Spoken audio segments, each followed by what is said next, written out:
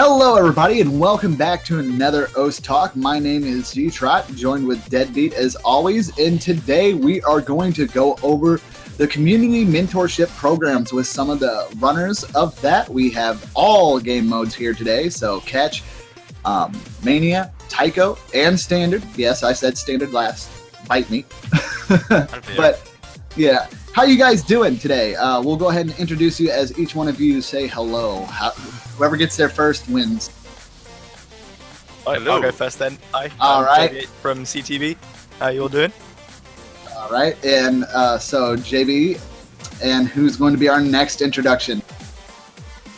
Hello there. I'm Raiden, and I'm going to represent Tycho. Okay. I'm Deadbeat. I'm going to be representing the co-host. God damn.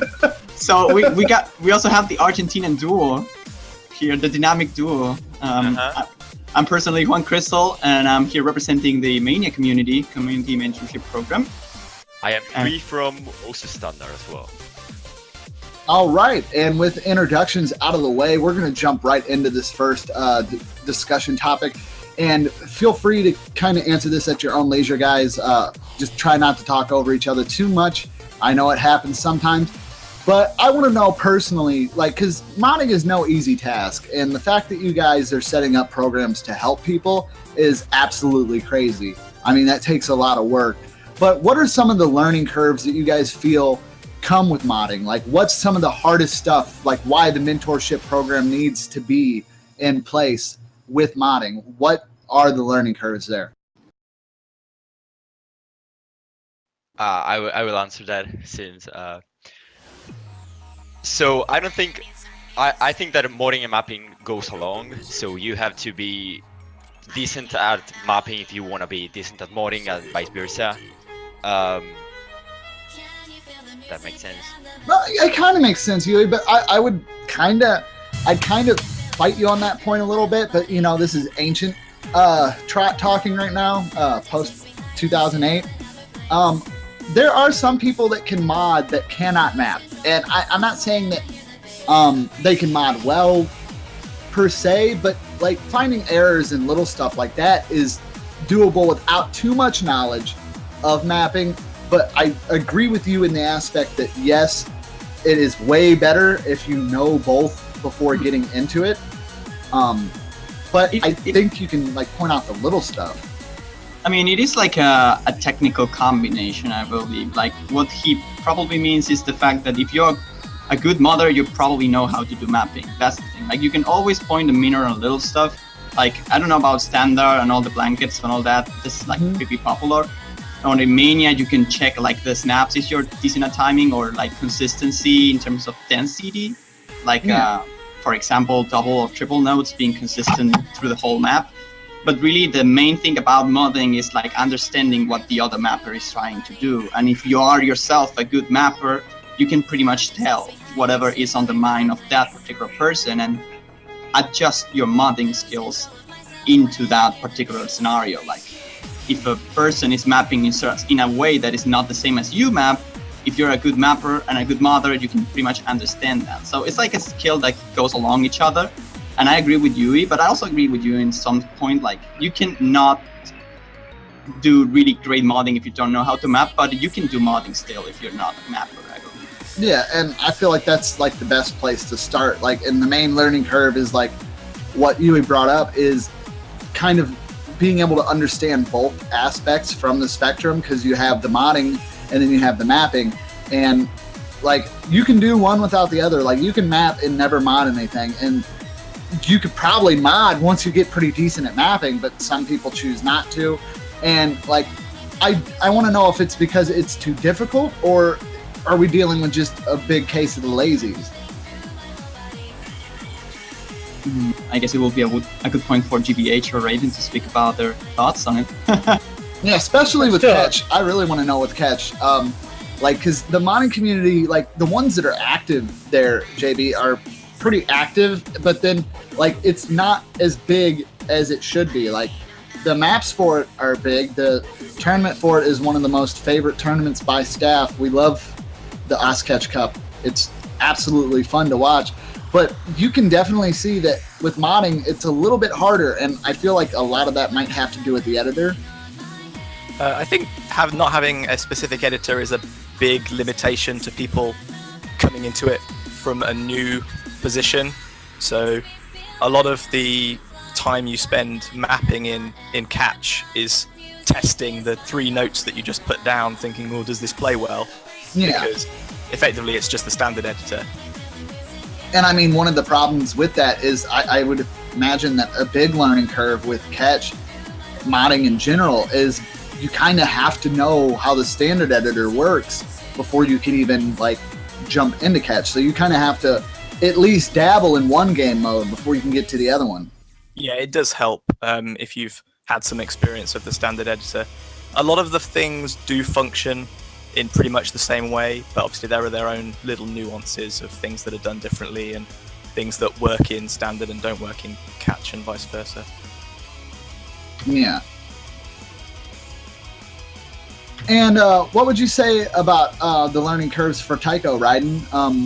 What are some of the biggest obstacles new modders or new mappers have to overcome when trying to get started with getting into modding and mapping?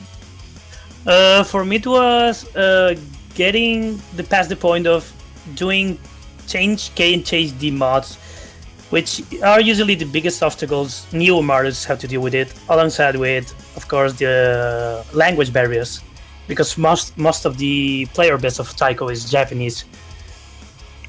And I think that's pretty much the only obstacle we have. Also trying to get in touch with the community, since, as I said, the language barrier limits them from talking to people outside Japan. That's one big obstacle, but otherwise, we are fine. The learning curve for Tycho goes something like learning how to not do change D, change K mods, but instead focus more on the structure of the map, density, and emphasizing intense parts and whatnot, and SV.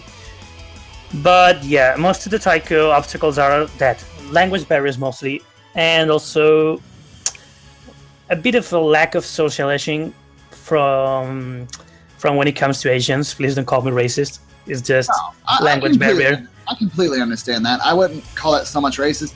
I do know one thing that I will point out is we have seen a little bit of a drop in terms of Asian contributors and Japanese, Chinese. We used to have a lot, especially like like around 2009 to 2012.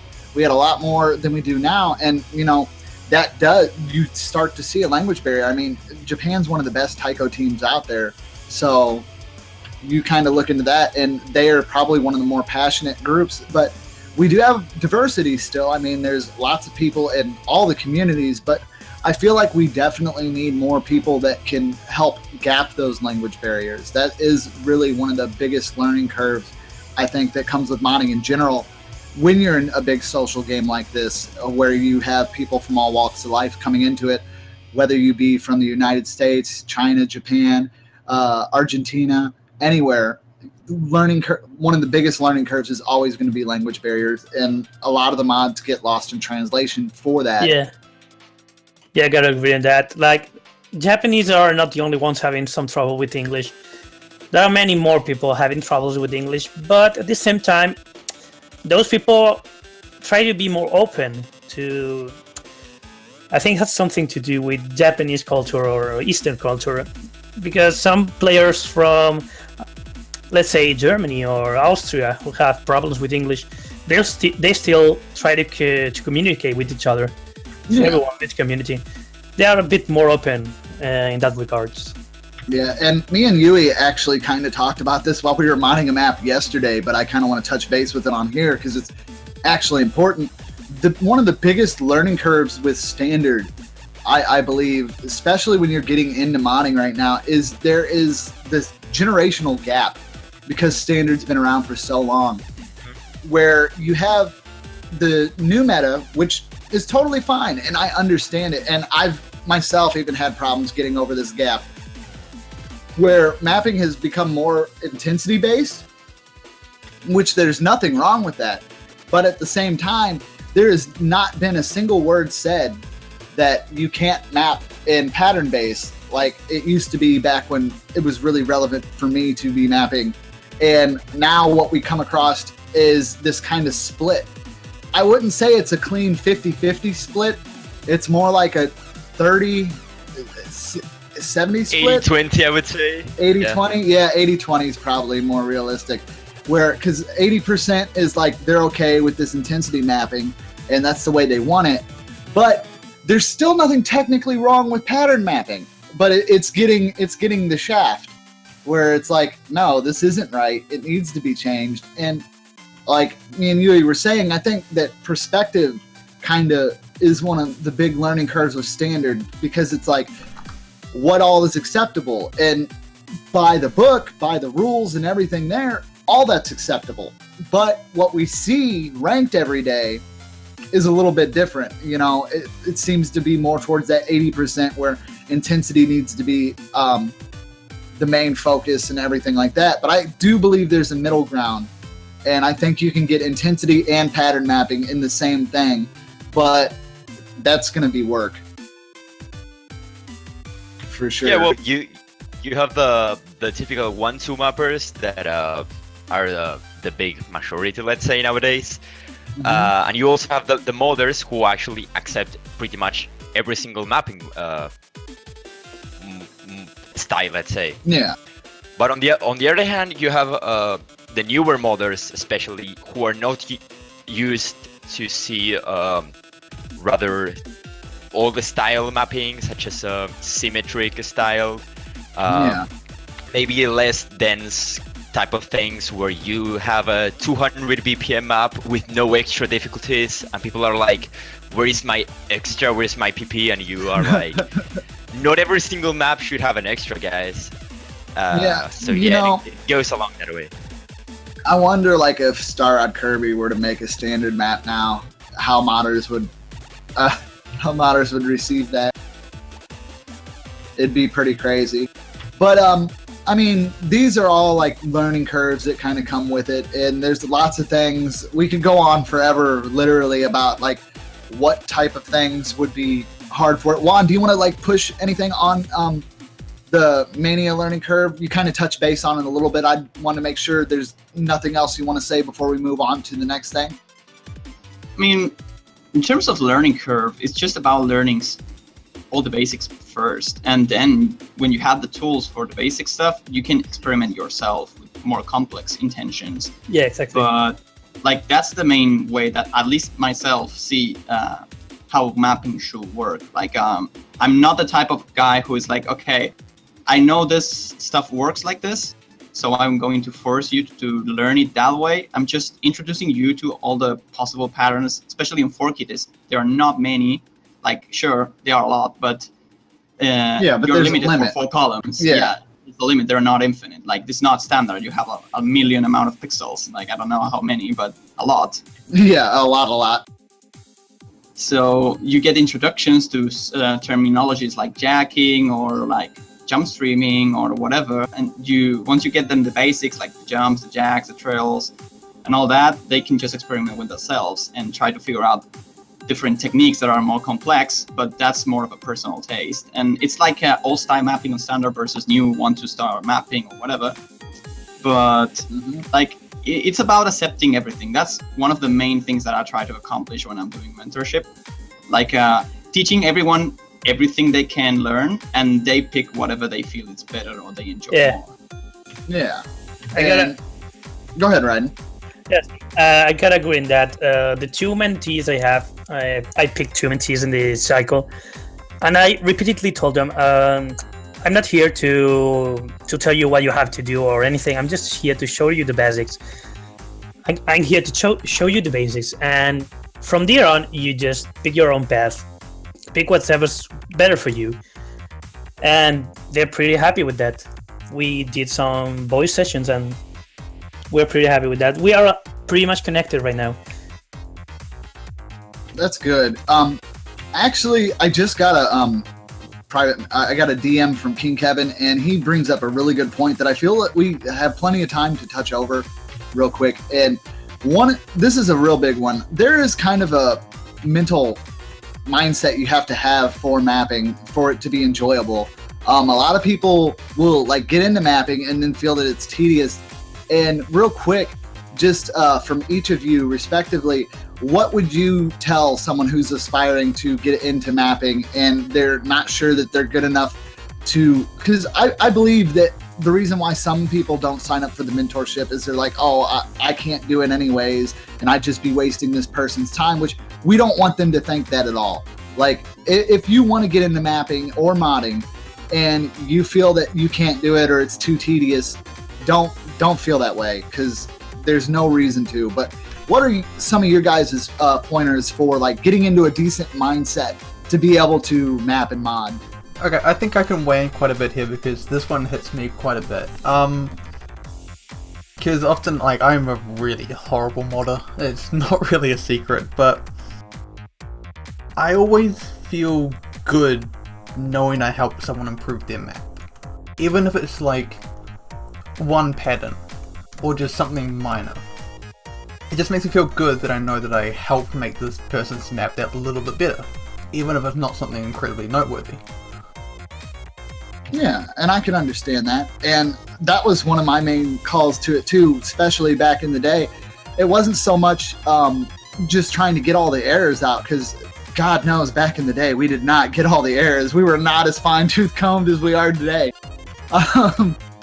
But you just, like, you'd see a lot more interaction in that aspect. And I feel like a little bit of that has taken a hit as we've gotten further and further, with rules being more clear and concise and having so much information on knowing what not to do, as to where back then we were all kind of in the fray.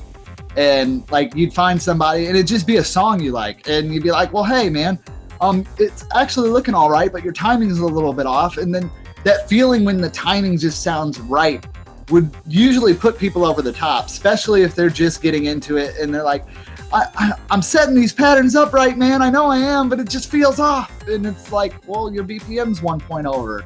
That's why it's off, buddy. And then they light up, and that was real fun too.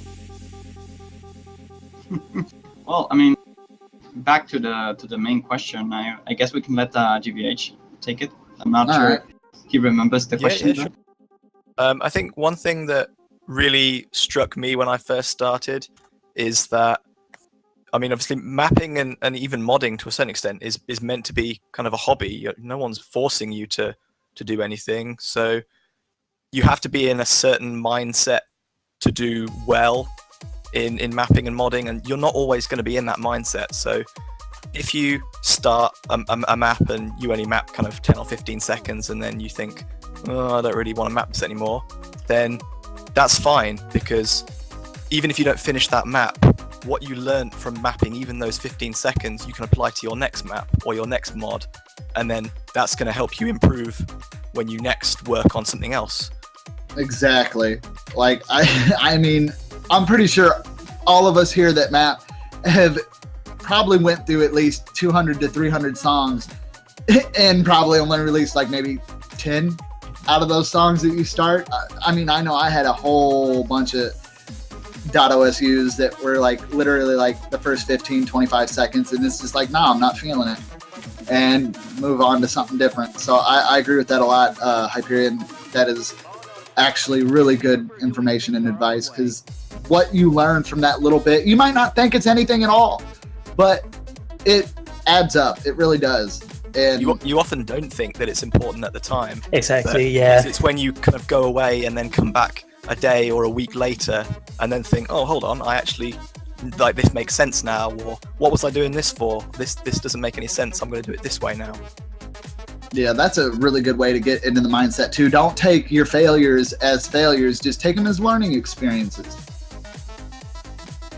And they're not necessarily failures either. If you just get tired of mapping that song, that's totally okay. It happens. Well, when you map a 10-minute song, that usually happens. Dude. I think you just hit a nerve there. Well, when I map it, I kind of burn me out, you know? It was 7 minutes and a half. But in general, I believe like the best advice you can get if you're getting into modding and mapping, or you're scared to apply to a mentorship program, is you need to know that you're just doing it for yourself. Like, Usually when I started, I did the wrong thing, I think. Like I started mapping and I'd say, okay, I want this to be ranked. I want to rank my maps. But the real thing is that you just have to map for yourself, at least in the beginning.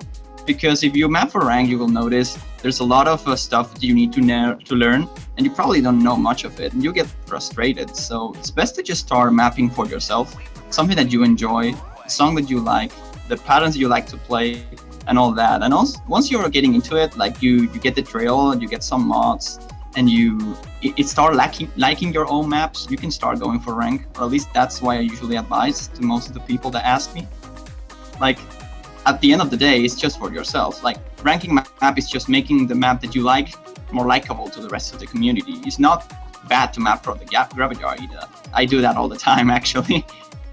So it's a good advice, like just map for yourself and have fun. And if you want to stop, just stop and catch up again later, as TBH say. That's usually helps a lot, especially when long songs. Yeah, and I mean, you could always like try to find a group of people like that are trying to get into mapping too. That really helped out with me getting into the mindset of modding and mapping. Is find a group of people that are willing to look at stuff, and don't like overload them when asking them to look at stuff, but just be upfront. Like, hey, I'm new at this.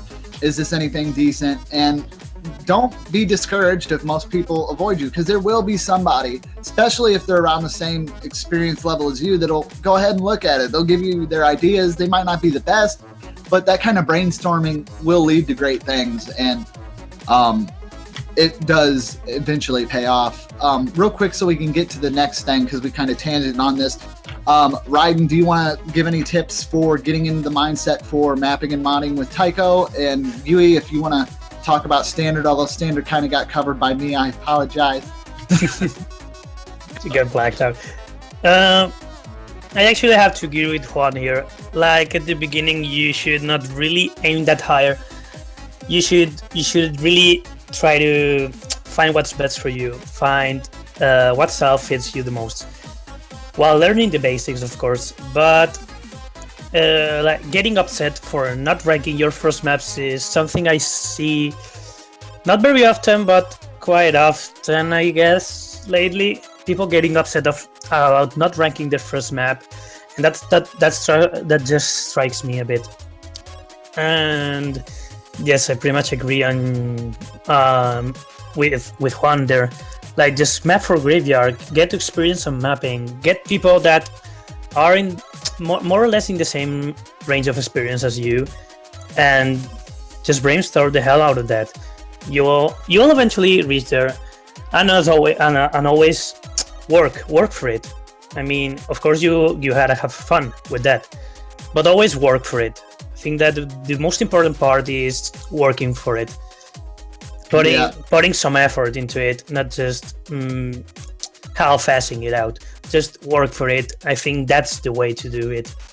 I think a hidden resource that not a lot of people think about too much is multi.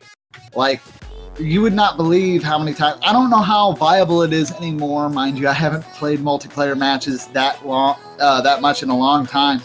But when I was very first starting out, like if I made something and I wanted to kind of show it off, multiplayer rooms they're usually pretty chill about it. You can be like, hey guys, I have this thing I'm working on. Do you guys want to play it? And you can get loads of feedback in very little amounts of time that way. Like, it might not always be the feedback you want to hear, but it is definitely feedback. If you have something that's a little bit on the complete side, say you only got a single difficulty set out, and you see a room where there's people playing 3-star maps and your single difficulty is around 3 stars. You can go in there and be like, hey guys, do you mind if I show you what I'm working on? And sometimes they'll just be like, oh, it's bad, or they might pull you away in a private message and be like, well, here's some things I think you can improve. But multiplayer rooms are like a hidden resource that I don't think a lot of mappers and modders even see as viable. I mean, nowadays it's either you go to mod help or you're on the forums, but they do exist. Those are tons of people just dying to play new maps at all times. So that is a way you can kind of get into the process of enjoying it, because if you hear people enjoying your work, that is a huge motivator. There's one other thing I did when I was, struggling to do mapping. I'd often go and play maps I really enjoyed, and kind of like find bits in there that I liked, and then ask myself why I liked that part, and then I'd see if I could put those into my maps. Like just find bits and bobs from around just wherever I could, and just see if I could apply that myself. Like Tetris and in parts that you saw about, like, dude, trust me, like, so what, like, Star Kirby's maps definitely influenced the hell out of me, and you can see, like, it's so clear that you could literally see if you went back on my history. I had like 1, 2, 3, 4 ranked maps. Then I played some Star Kirby maps, and then 6, 7, 8. They were like completely different, and that's because I really liked what Kirby was doing at that point in time, and I liked the symmetry aspect. So yeah, taking pieces in like that is definitely a way to kind of get into the mindset too, see what other people have liked, what you like about it, and see if you could apply it in your maps. Moving on to the next main segment here. This one is going to be just for our interviewees. Me and Deadbeat will take the back seat with this one. But what are the main goals of the mentorship programs in each respective game mode? What are your main goals? What do you hope to accomplish overall during your cycles? And JB, you could take it away. Then we'll go to Juan. Then we'll go to Ryden. Then Yui. All right, Okay, that sound sure. good? Sure. All right. As far as the mentorship program is for CTV, I usually leave each mentor to teach what they want to teach, really, as long as obviously it's fitting to the program and following along with what we kind of expect. So some people teach mapping, some teach modding, some teach timing. And again, I think that works best because that way the mappers who want to be mentored and the mentors themselves are both doing something that they want to learn about or they want to teach. So I think that's more productive in the long term. Personally, I've got 2 mentees and I'm teaching modding to one and mapping to the other. So the main goal really is to try and bridge the gap between the most experienced members of the community and then the kind of huge amount of new people that are trying to get in, because although Catch is still quite a small mode in terms of the amount of maps ranked and the amount of modders, it's still way better than it was, say, 2 years ago when I first started. So there's a lot of people that are trying to get on that ladder, and there's a big climb for them to get up, to get there. So bridging that gap between the most experienced mappers and modders and then the new guys is really what I'm trying to achieve, so that when the experienced people are gone, there are more experienced people to take over us to teach even more new people in a few years' time. Yeah, and I'm glad to hear that it's definitely been growing, and like you have a 2-year comparison to kind of put into perspective on that. So that is really awesome that it has managed to grow, because that is definitely on our radar as one of the more concerned with the community, because like you said, the learning curve's a little bit steeper.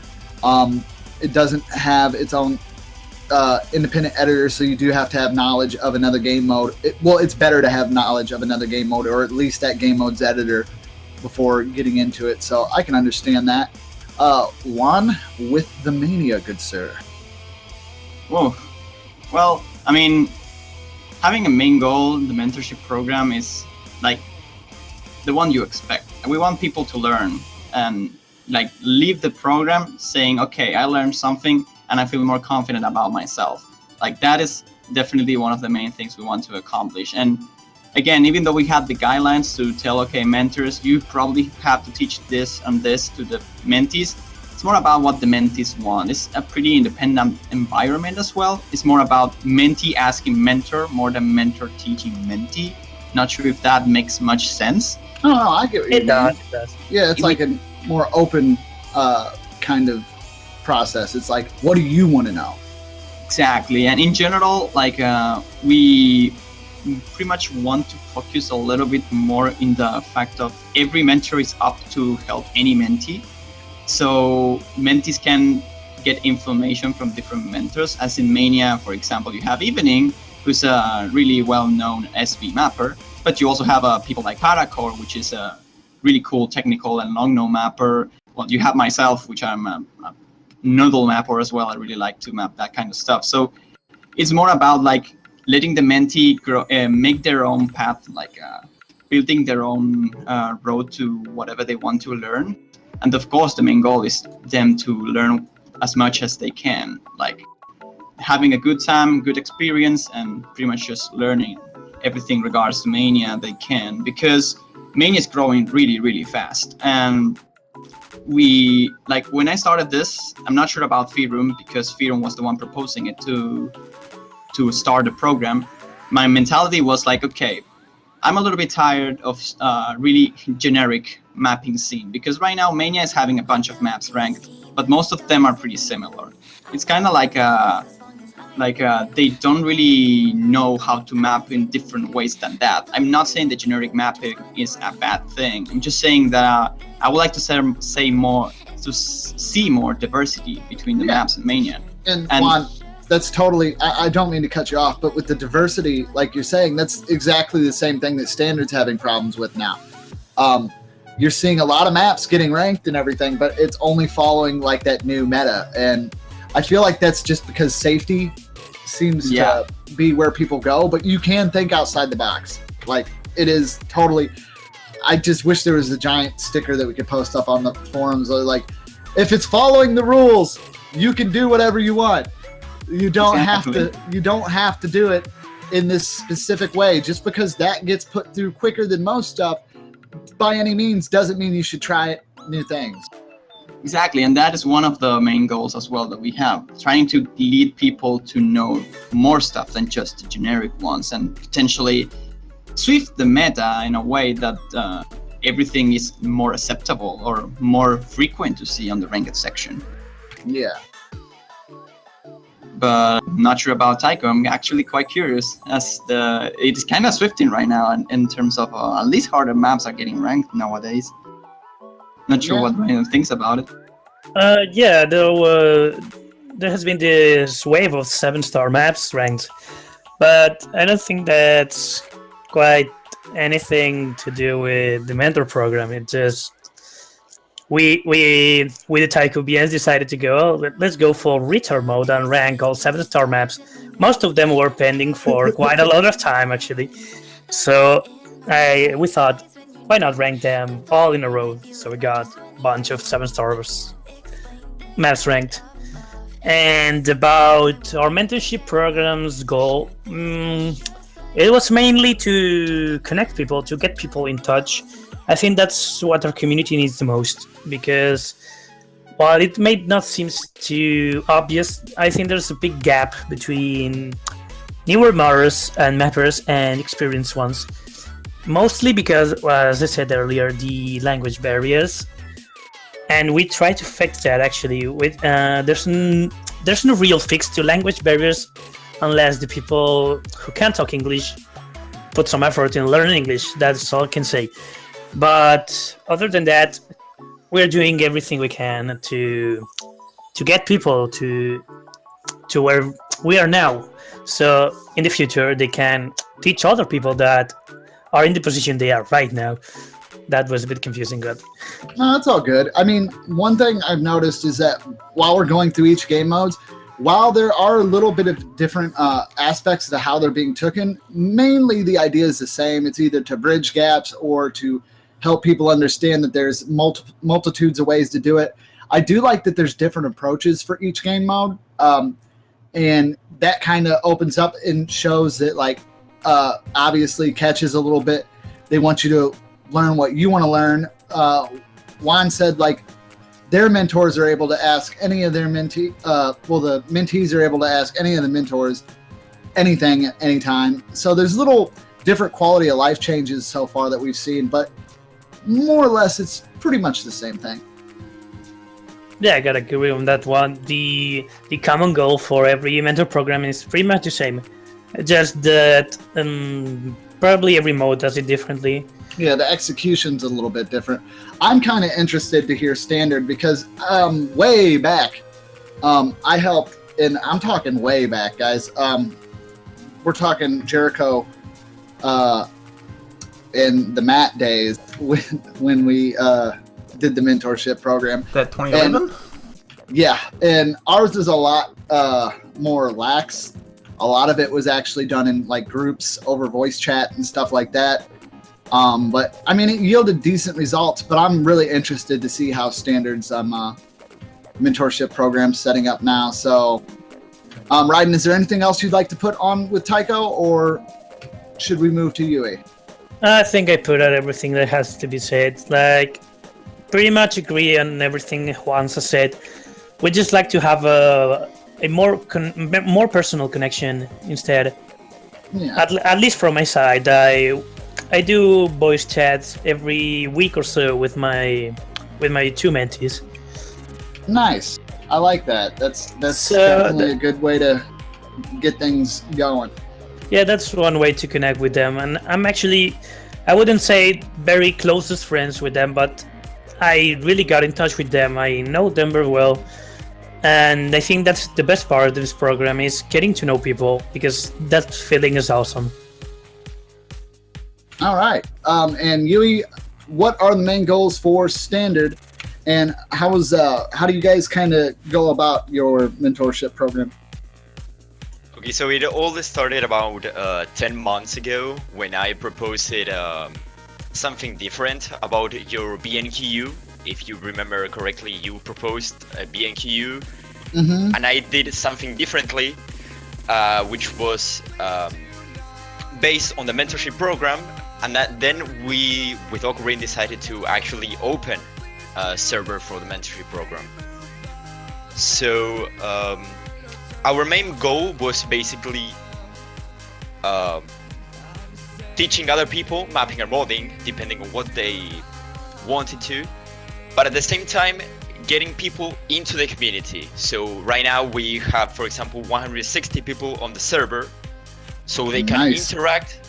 They are constantly interacting between each other, and they are also learning constantly. You have each mentee has its own view of mapping, so every single mentor has to adapt, let's say, to it.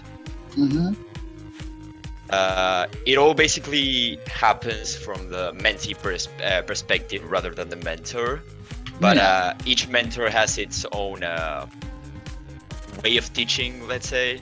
Yeah, I mean, like an aspect or a style, and like because you have a server set up for it, I'm guessing, like, say if a mentee came in there and they're like, okay, well, I kind of like the way this guy does his patterning, but I really like the way this guy does his SV changes or slider velocity changes, right? So he can get the patterning info from this mentor while getting the slider velocity changes from another one, correct? Is that kind of how it goes? Yeah, exactly. I mean, each mentee has its own mentor, but everyone can actually ask any kind of question they have. We have a general chat like here, which mentees and mentor can interact between each other, even the helpers. Then you have a mentor-only channel, and then you have a mentee-only channel. I forgot to mention that. Big credits to you for organizing my Discord and Google Docs. Thank you very much. I love you. All right, and that's really interesting. We kind of actually touched over the mentor program's working question, kind of with the one that we just did, because you guys went into a lot more detail than I thought, which is good because we're already about 52 minutes in, roughly. Wow. So let's go ahead. Well, maybe not 52. But 45. We started 45. About 39 minutes. All right, cool. So I think the next one we'll go over here is let's kind of like brainstorm. What do you guys think would be great ways to get more support and spread the word about mentorship programs? I mean, obviously you could tell from Standard, it's got quite a large base already, but it could be larger. I feel like we could definitely get the word out more. What are some brainstorming ideas you guys would think is a good way to get the word out? And we'll go from the same order, with JB taking it from the top, and then we'll just move down the list. Well, CTV or Catch, I guess I should say, it's in its second cycle this time. It's just JB, you're out in the caves. I can't hear you. Your microphone. Is that better? Yeah, there you go. Yeah. I do apologise. No problem. Catch has just started its second cycle, and we had, I think, 5 mentors and about 10 mentees in the first cycle, and now we've got 9 mentors and we had about 30 or so people apply. Damn. So I think a good way to develop from here is to just keep the cycle running and then have people who were mentored and have improved then obviously become mentors themselves and then take on new people. There's actually quite a jump. The best way to expand is to just be successful and demonstrate that the program can work, and then it kind of spreads naturally, I think. Yeah, I'd say from a 10 to 30 jump, yeah, that's pretty decent spread for catch. Are you happy with that increase?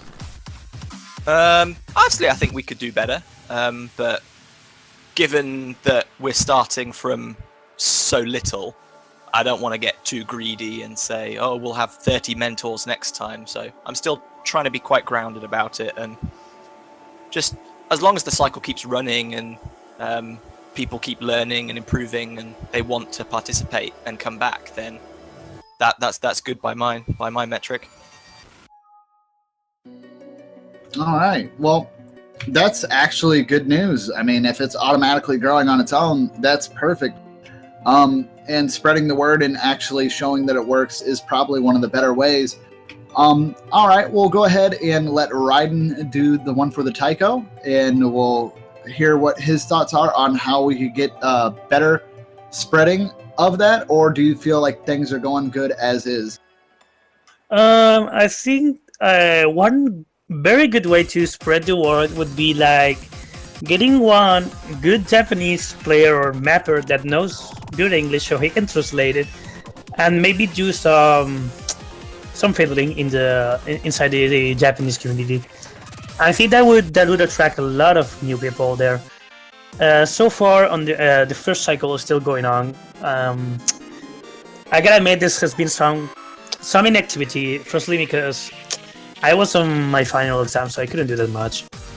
But the moment I finished my finals are started with it, I got with my mentees and stuff.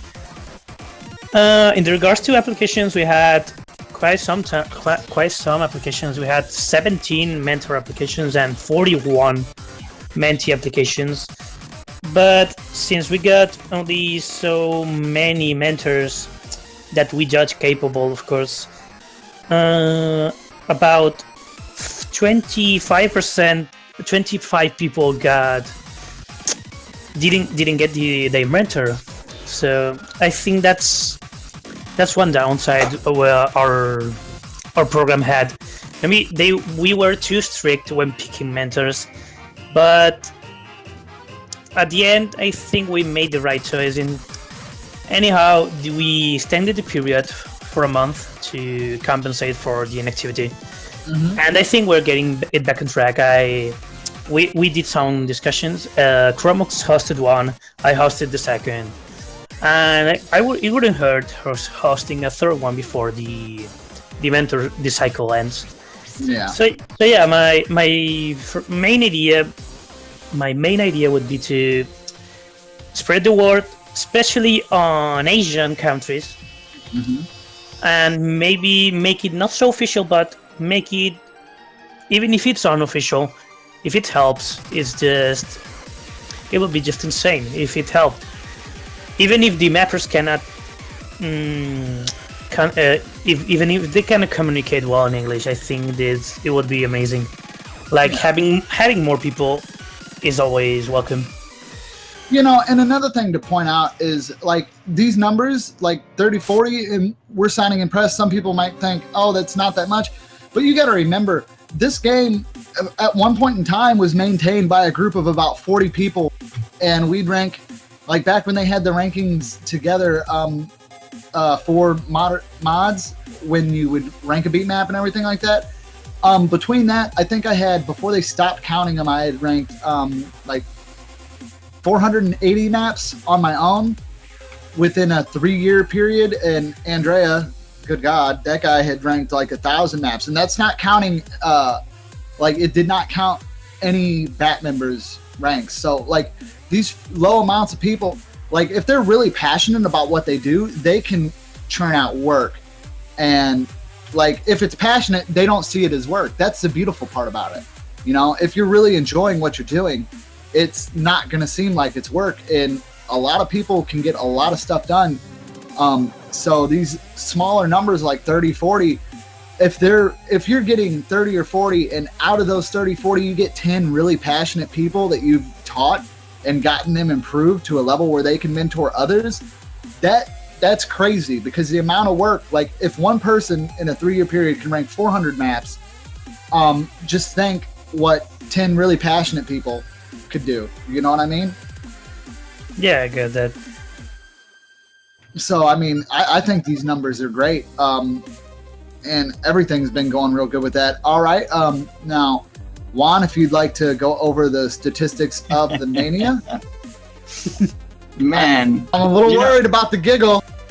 Well, here's the thing. I will have prepared some statistics, but I wasn't even sure if I was going to be here. So True. I cannot tell for sure how many people we have compared to the previous cycle. Like, we are currently having the mentor applications open, so if this video is out soon, you will probably still be able to sign up for it, so go do it. But I believe last cycle we got 70 mentees applications, so we have a lot of people interested. Main is definitely, in my opinion, the second choice for most of the mappers that are already on the community. Like, if they map one mode, usually they want to learn Mania. Yeah. I don't know why, but most of the people who applicated were not from the Mania community, and that was a surprise, at least for me. That's good, though. That's good. That shows growth.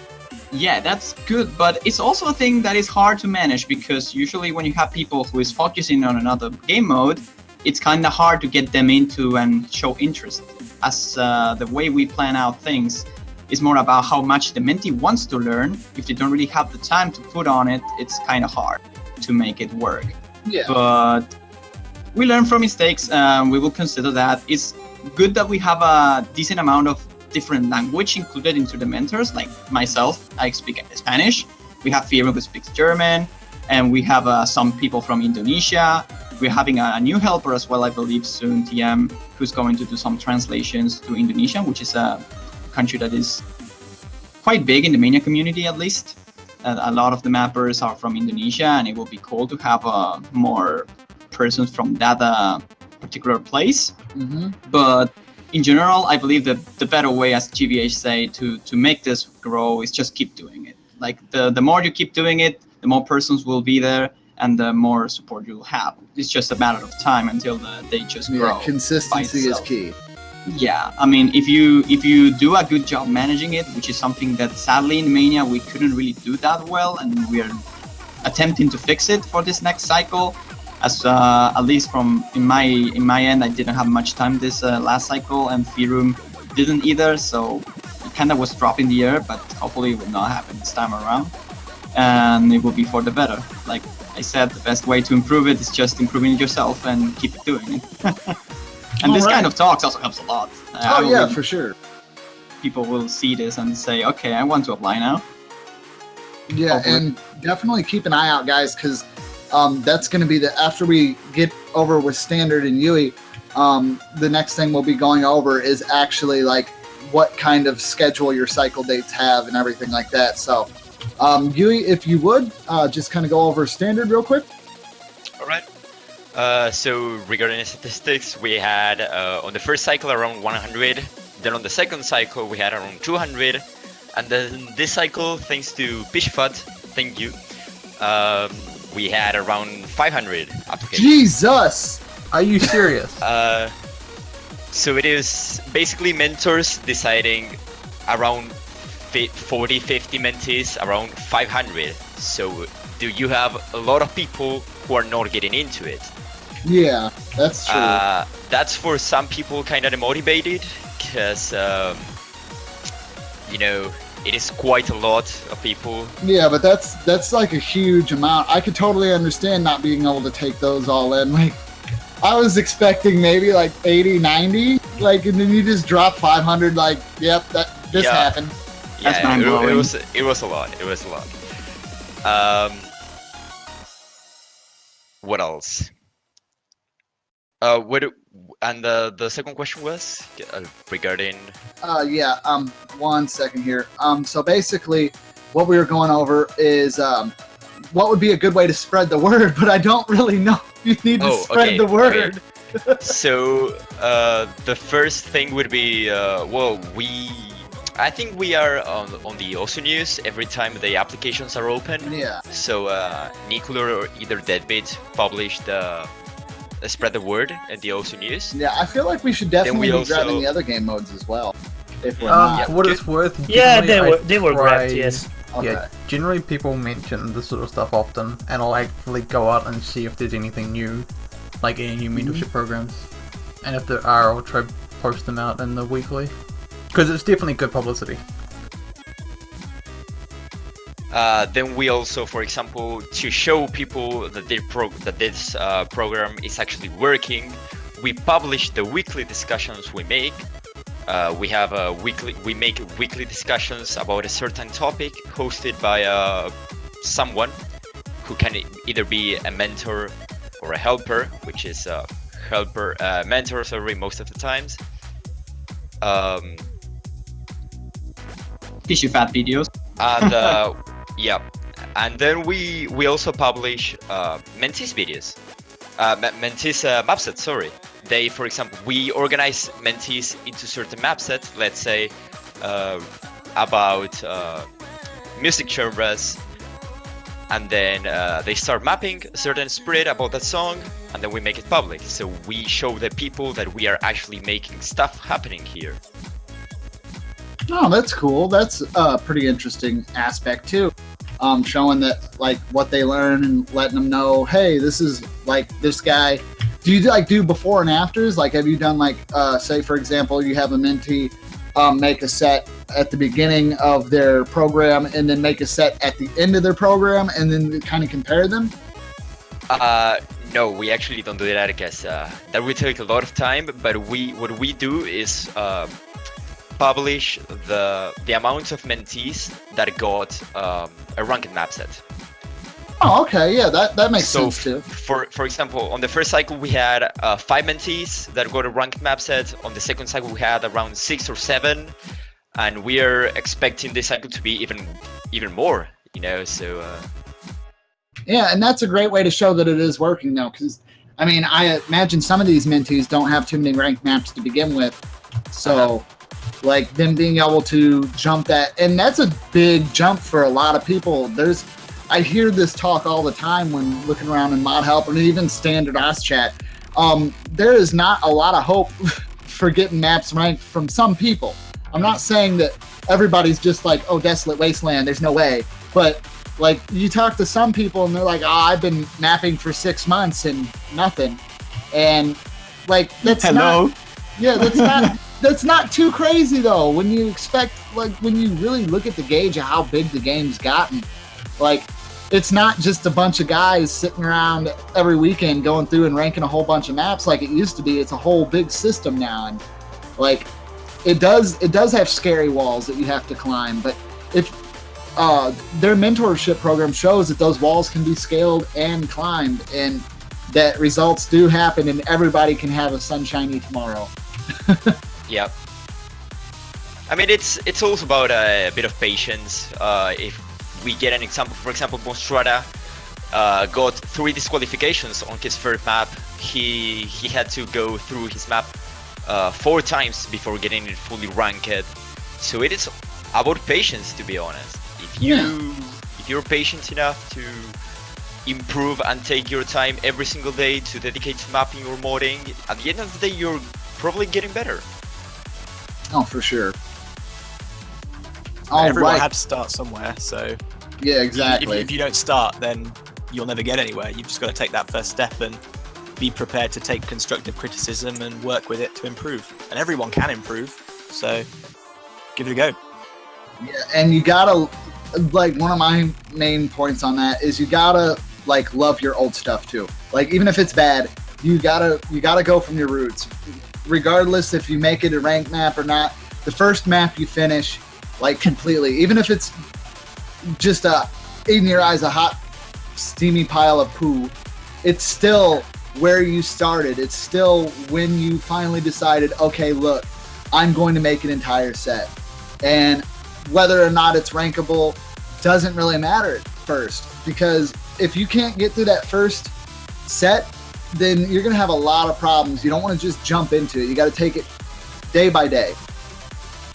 When you think about it that way, making mistakes is kind of necessary, really, because the mistakes you make in your first map mean that you don't make those same mistakes in your next map.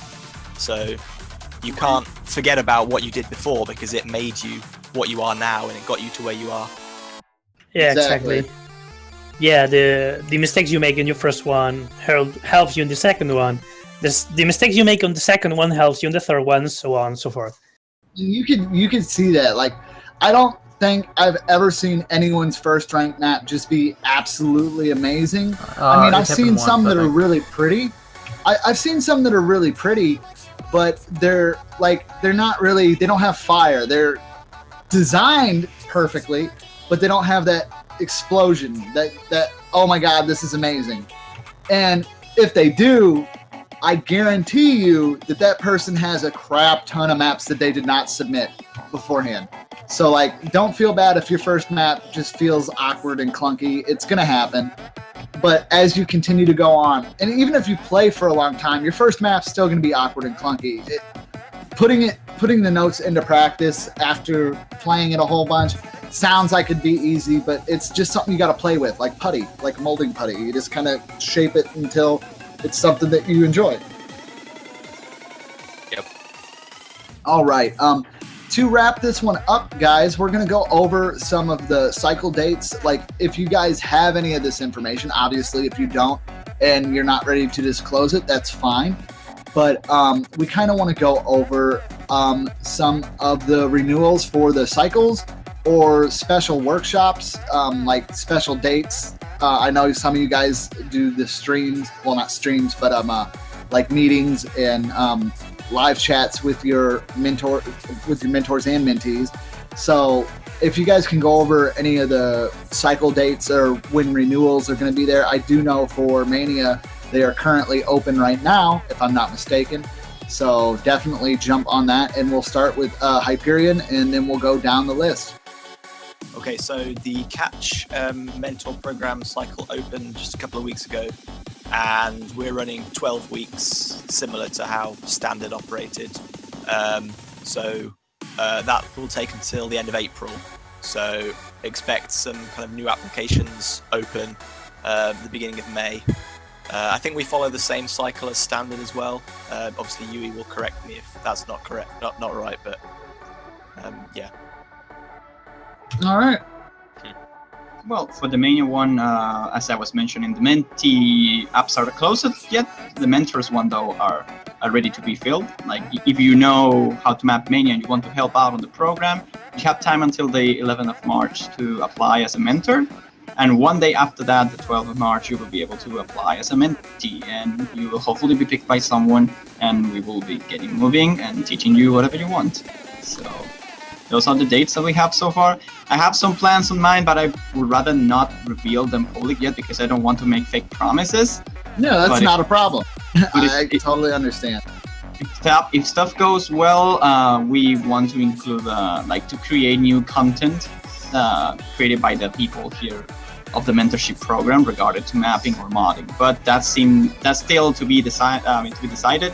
We're still not sure about it, but hopefully we will be able to, and you will have content, even though you might not be able to be part of the program itself, as of course there are a limited amount of space. We cannot take everyone, even though we would love to. But for now, that's all the information we have. All right. And Raiden with Tycho? When it comes to Tycho, we decided to extend the current period for 1 month, since that 1 month of inactivity, we need to pay that off, so we extended that for 1 month. It is going to end on 26th of March, I believe. So I would say not 100% for sure, but expect applications to be opened at the beginning or middle of April for the second cycle. And as for events, I'm not entirely sure, but I would like to organize alongside my co-manager Onosaki Hito. I would like to host a small mapping event, even if it's not carrying any rewards. I just think it would be an amazing initiative to take. with the mentees, of course. And I Alright. think that's pretty much it for me. All Speed right. mapping challenge as well if you want to join. Nibrad is one of the mentors of the program, and he's hosting speed map challenges every single weekend. So you don't really need to know how to map. You can try it over there as well. There's a Discord server and a forum on the, I believe it's the, how it was called. That's a forum that no one uses. Speed map project, I think it is. Yeah. Yeah, it should be over there. All You can right. try that out too. And Yui, real quick with standard, before we wrap this one up, is there any specific dates set? No, the third cycle started last week, so we're not having applications anytime soon. We are opening again on June, or no, sorry, on May. Although helper applications are always opened, and I think the Mania program is looking up for helpers right now, so if you want to give it a try, go ahead. All right. Well, that's a little bit of information we got for you guys on the dates for everything. I want to thank everybody that came out, especially the interviewees, JB Hyperion, Juan, Ryden, and Yui. Thank you so much for representing each one of your game modes and the mentorship programs. And I guarantee the mentors and mentees are really appreciative as well, because the more word that gets out, the better these things are going to run, and the more help that you'll get for them means more people being happy with smiling faces. We hope so.